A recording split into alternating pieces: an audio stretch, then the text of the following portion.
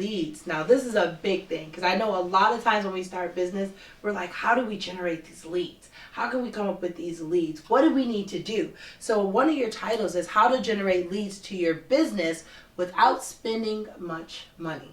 Yes. That is fabulous. I'll tell you a story. And I think this lady lost an opportunity. She's very good at what she does. And I have this group online, the International Women's Achievement Alliance, group. And I told her, why don't you just put a little advice each day?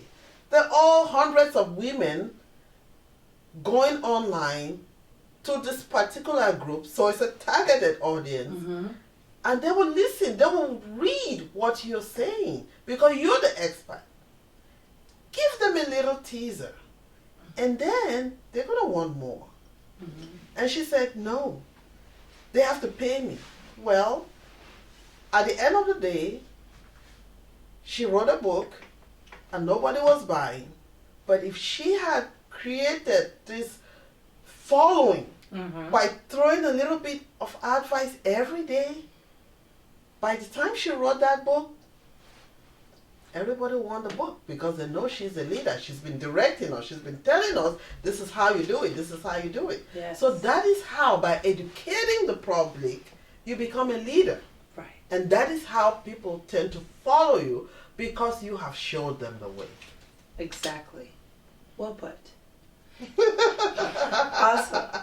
Just like you even speak on paper recycling. Now, I mean, we think of recycling because it's something good to do for the planet, but we don't think of it in terms of as going green, which many of our companies are. But as far as us starting out, you're actually talking about paper recycling, products from recycled paper. Tell me a little bit, what do you get into in that chapter? This chapter is something when I went to Africa, I realized that was changing from plastic to paper, and there was no structure, no alternative put in place. Oh, wow. And I was thinking, there's so much waste.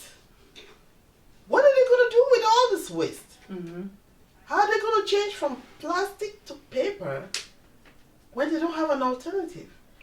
As I started thinking, the creative mind that, I tried to, figure things out, I realized, wow, a lot of things could be done. Even with the paper that is already being used, but there's still a lot of waste. So when I researched, I realized, my God, this is a gold mine. This is an opportunity for someone who doesn't have money. You could make paper bags, decorate them the way you want, redesign them, put messages, like the other lady was talking about spiritual messages and stuff like that. You could have them on there. Whatever theme you want, you could have them on the packaging. Jewelry. There's lots of jewelry made with paper now. It looks like beads. And when you polish it, it looks like glass, like pearls. You wouldn't even know that it is paper. Right. So many products, baskets, waste baskets could be made from paper. And you don't have to buy it. You just go to a printing press, they throw so much paper. And that's raw material. You just gather it from them. So there's so much we could do, people could do, from just waking up and looking at what is around them that is not being used. And you can create a whole line, picture frames, name it, you could do endless. it. Yes, it's so just awesome. Endless. And you don't have to buy the paper because you just go around gathering used paper, waste paper. Save money, save paper, save the planet. It's awesome. It's amazing.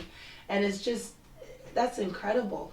I really just, if you're out there and you really want to start a business and these ideas that are in this book that you've heard Patience Awazi speak on, I mean, enlighten yourself, educate yourself in your business, and just think of the broad array of things that you could do.